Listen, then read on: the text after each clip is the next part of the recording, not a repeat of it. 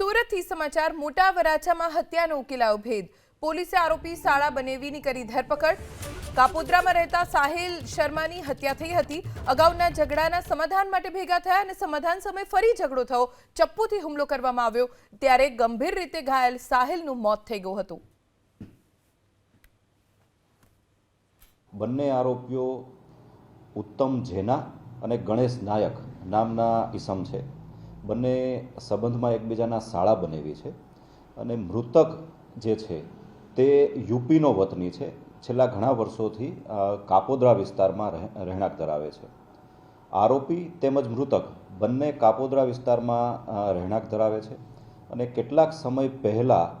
આરોપીના મિત્ર દ્વારા બાઇક ચલાવવા બાબતે ફરિયાદી સાથે ઝઘડો થયેલ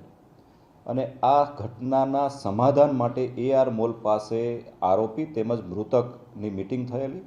અને એ સમાધાનની બાબત દરમિયાન જ મામલો વધારે ઉગ્ર બનતા આરોપીઓ દ્વારા મૃતકની હત્યા નિપજાવવામાં આવેલ છે।